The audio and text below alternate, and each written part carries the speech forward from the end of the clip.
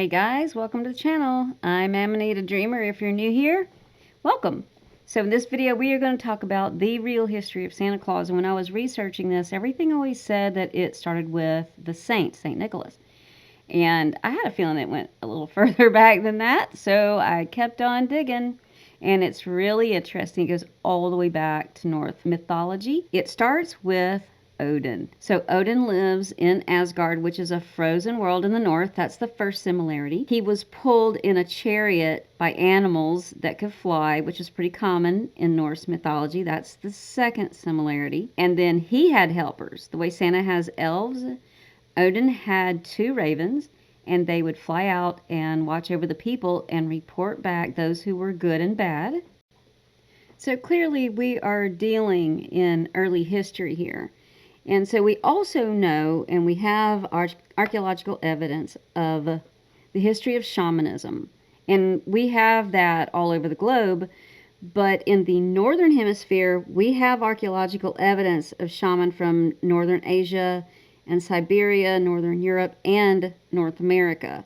And because the Christmas story and the Santa story involves the northern latitudes, those are the ones that we are most interested in. And we know that the shaman were involved in medicine and their spirituality and carrying the stories, and were a medium from the spirit world to this world.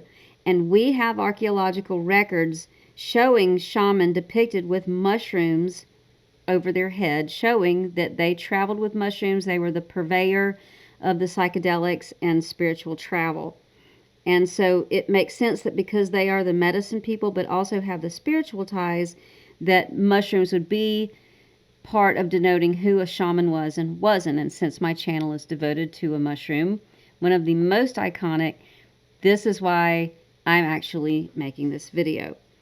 So with Amanita muscaria being such a good medicine for so many things and such a good spiritual tool, with it growing all over the world, especially in all of these northern areas, and with it being so brightly colored, and obviously they revered it. It was red and white. If you knew that your shaman was coming to bring you medicine, and he's walking with his snowshoes through the snow, and he's got a reindeer, especially in Northern Europe, the Sami shaman, all of the Sami were reindeer herders.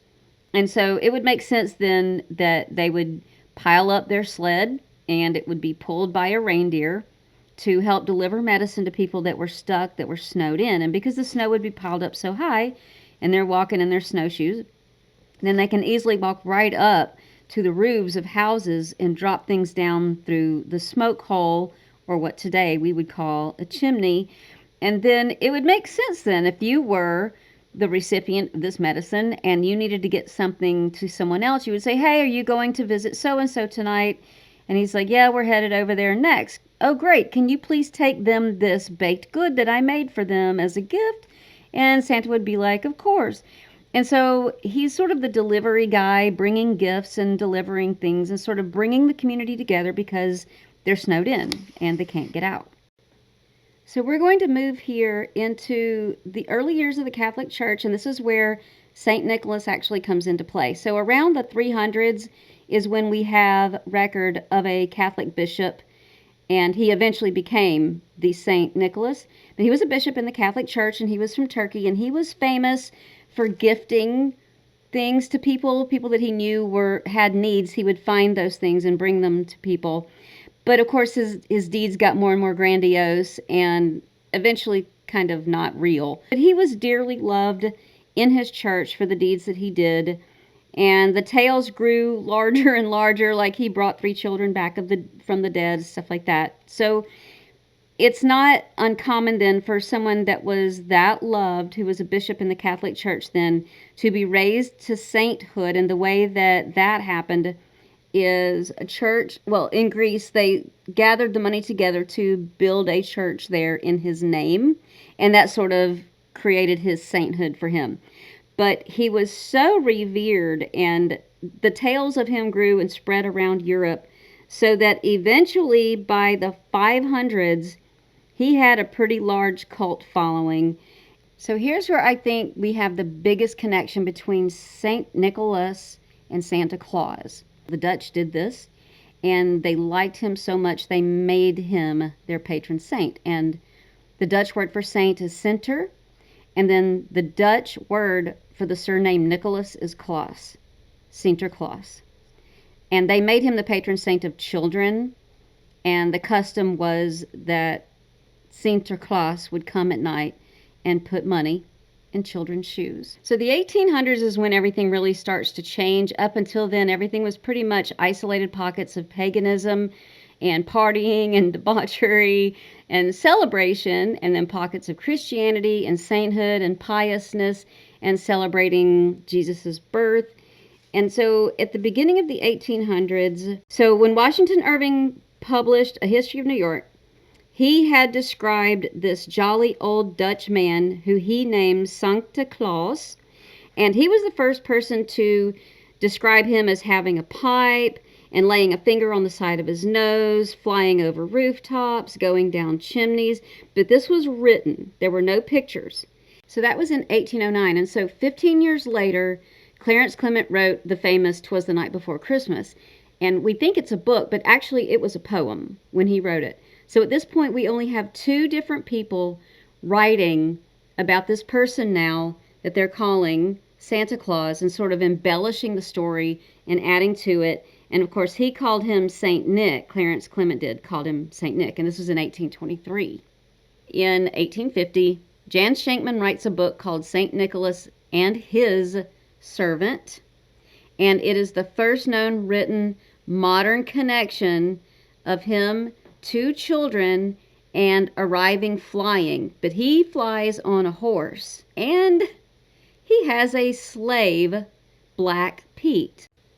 All right, so we're going to move forward another 15 or so years to 1863. And in America, Thomas Nast was an illustrator, and his drawings are really famous. And he was the very first person to actually draw what we know of as a more modern Santa. And what he did is he used the poem, "'Twas the Night Before Christmas," as the basis, and then he made over 33 different drawings.